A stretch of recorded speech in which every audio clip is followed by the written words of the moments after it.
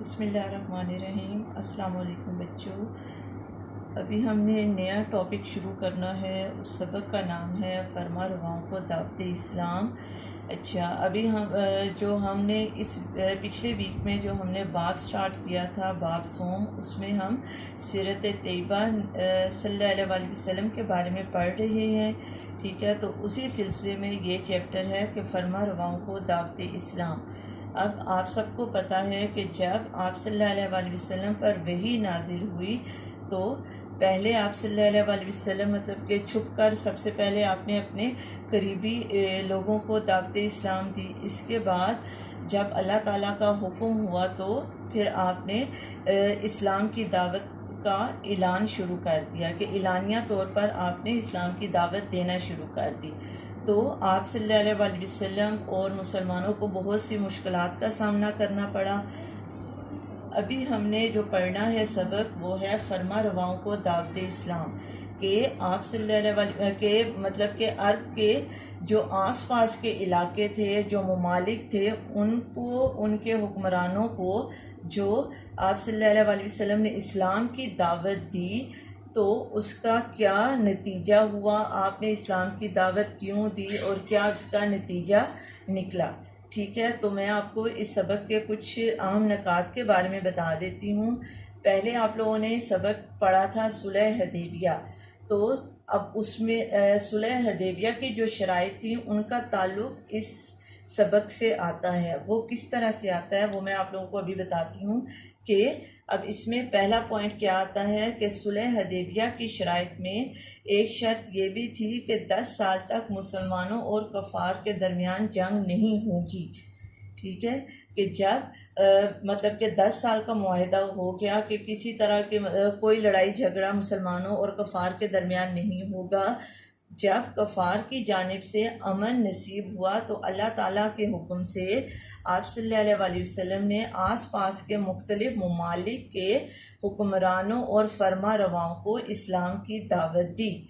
ठीक है, अब वो इस्लाम की दावत उन्होंने क्यों दी थी? ताकि वो दायरे इस्लाम में दाखिल हों और दीनी तालीमात पर अमल पैरा हो सकें और अल्लाह ताला के अहकामात की पाबंदी कर सकें।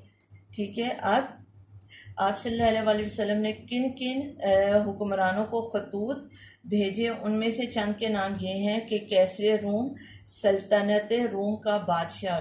ठीक है, इसके बाद है उसने अब गौर से मतलब कि आप सल्लल्लाहु अलैहि वसल्लम का ख़त पढ़ा, उसके दिल में ये ख्याल भी आया, लेकिन उसने इनकार किस वजह से किया इस्लाम की दावत का कि उससे उसकी सल्तनत छिन जाएगी या उसकी रियाया जो है वो उसकी दुश्मन हो जाएगी, तो इसलिए कैसरे रूम ने इस्लाम कबूल नहीं किया। ठीक है, इसके बाद है खुसरो परवेज़ जो ईरान का बादशाह था।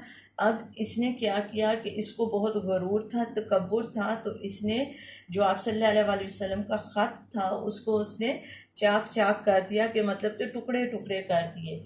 तो जब आप सल्लल्लाहु अलैहि वसल्लम को पता चला तो आप सल्लल्लाहु अलैहि वसल्लम ने यही फरमाया कि जिस तरह से इसने इस ख़त को टुकड़े टुकड़े किया है इसी तरह से इसकी सल्तनत भी टुकड़े टुकड़े हो जाएगी।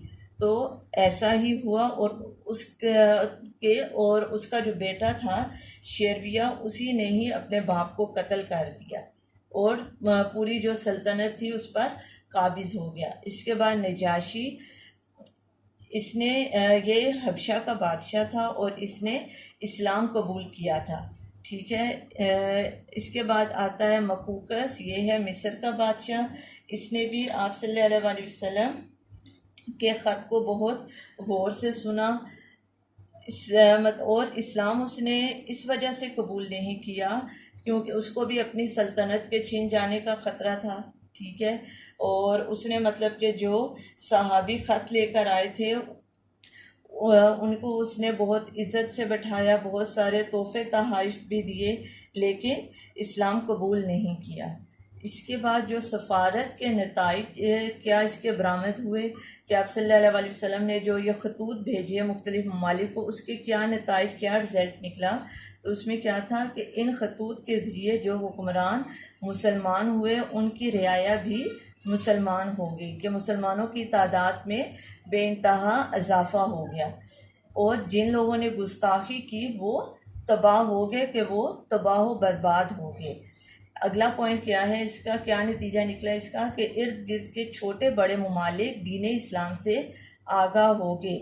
ठीक है, तो बच्चों मुझे उम्मीद है कि आप लोगों को ये सबक समझ आ गया होगा।